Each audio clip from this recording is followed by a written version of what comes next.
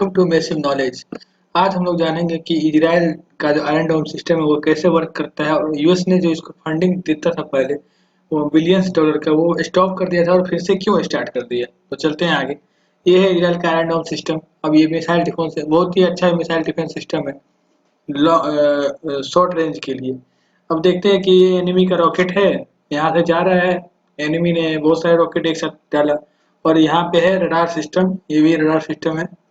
ये 360 डिग्री घूमता है। अब ये सिग्नल भेजा, फिर रडार रडार ने इंटरसेप्ट कर लिया यहाँ पे। अरे यहाँ से तो आ रहा है।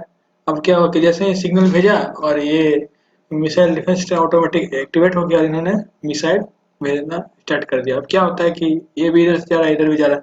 आप लोग सोच रहे होंगे कि सामने से टक्कर खाता है, नहीं। ये आपका ऊपर से जा रहा है, ये इसके नीचे से जाता है और जैसे ही इसके साइड में आता है ये अपने आप को ब्लास्ट कर देता है और इसके ब्लास्ट होते ही सामने वाला का जो रॉकेट होता है एनिमी का वो भी ब्लास्ट हो जाता है। तो ये बात है, इस तरह से ये डिफेंस सिस्टम काम करता है और इसका एक्यूरेसी बहुत अच्छा है। हम जानेंगे कि इसके बारे में क्या-क्या है। और ये आपका पूरा इसका स्ट्रक्चर है। एक वेन होता है जैसे एस-400 का होता है, उसी तरह इसका भी होता है। और आप ये भी कहीं भी आप यूज़ कर सकते हैं, लेकिन छोटे इलाकों में। हम चलते हैं आगे। ये है आयरन डोम सिस्टम के बारे में बताते हैं कि आयरन डोम सिस्टम में जो एक मिसाइल होती है ना, उसकी खर्च होती है पता है कितना? 73,000 एंड 73 लाख, सॉरी थाउजेंड नहीं, 73 लाख 76,675 रुपीज, इंडियन रुपीज, और 1 लाख यूएस डॉलर। सोचिए कितना खर्चीला है ये। और जो हमास का रॉकेट होता है उसका खर्च होता है मात्र 30 से 35 हजार रुपया।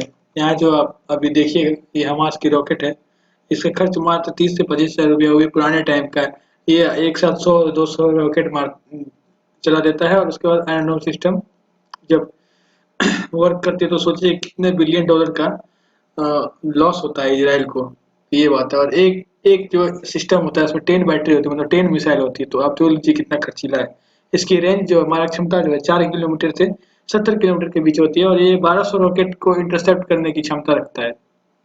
एक्यूरेसी इसका बहुत अच्छा है, 85 से 95% है, जो कि बहुत ज़्यादा अच्छा माना जाता है मिसाइल डिफेंस सिस्टम में। और ये क्या करता है, पूरे पूरे जो इजराइल है उसको एक अम्ब्रेला की तरह कवर देता है। ये बहुत अच्छा बात है। अब क्या है, यूएस ने क्या किया है, जो बाइडेन जो है हमारे, वो अजीब अजीब निर्णय तो लेते ही रहते हैं। अभी कुछ दिन पहले न्यूज पता नहीं हटा दिया गया जो भी है, तो कुछ दिन पहले, 2-3 दिन पहले की बात है, उन्होंने क्या बोला कि मैं अब इजराइल का मैं जो पैसा देता हूँ इजराइल को डॉलरों में, तो उसके डिफेंस सिस्टम के लिए वो मैं अभी रोक दूंगा। अब क्या हुआ कि पूरा एकदम सन्नाटा हो गया। सब सोचने लगे यार ये कैसा निर्णय ले रहा है। इजराइल भी सोचने लगा कि अरे यार, अगर इजराइल को अगर सपोर्ट नहीं करेगा यूएस तो इजराइल का तो अस्तित्व ही खत्म हो जाएगा। भाई इजराइल यहूदियों की एक ही कंट्री है, जैसे इंडिया हमारे मतलब हिंदुओं का ज्यादा है यहाँ पे। यहाँ तो सारे लोग हैं, लेकिन इजराइल में बस यहूदी है।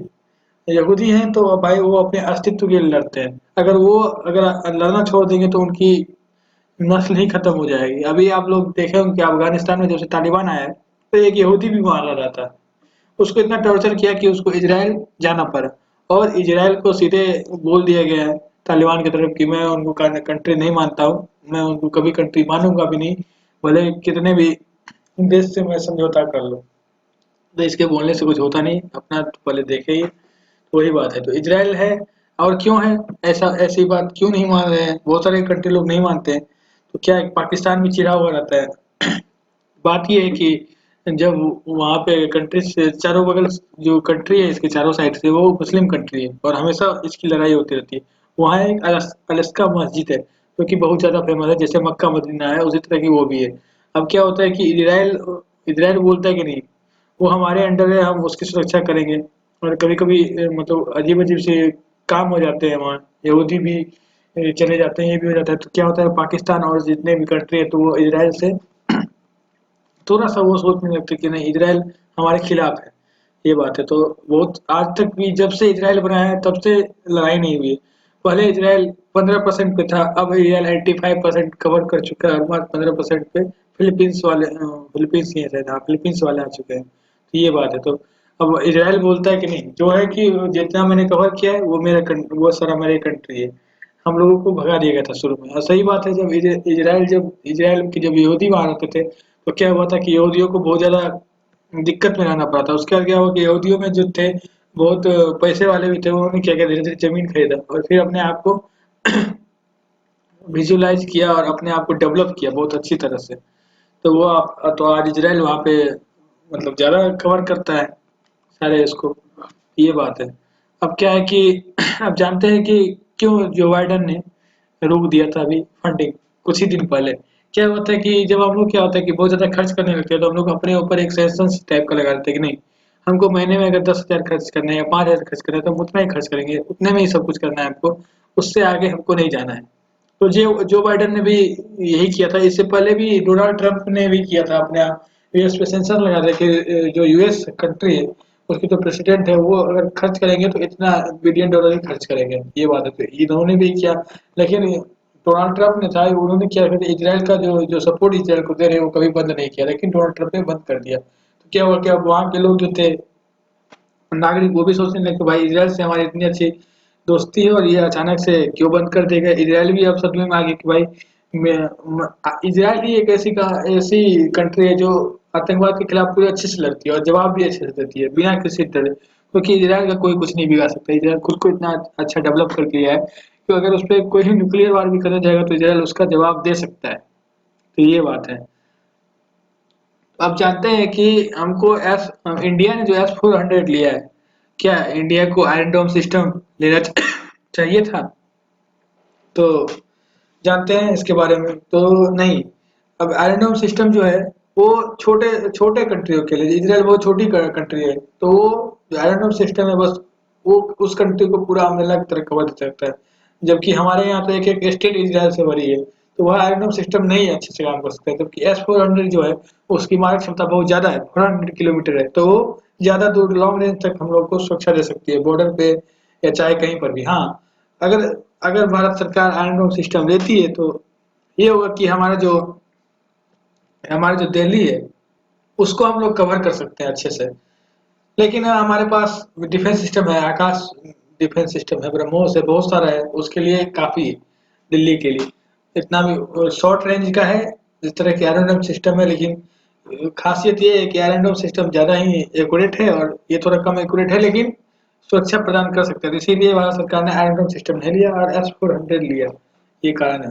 तो हम लोगों ने जाना है कि एरोड्रम सिस्टम कैसे काम करता है। हाँ, एरोड्रम सिस्टम ये भी है कि उसको भी आप हर जगह भी ले जा सकते हैं, छोटे से छोटी जगह, बड़े से बड़े जगह। अब इजराइल के लिए वो बहुत ही सटीक है।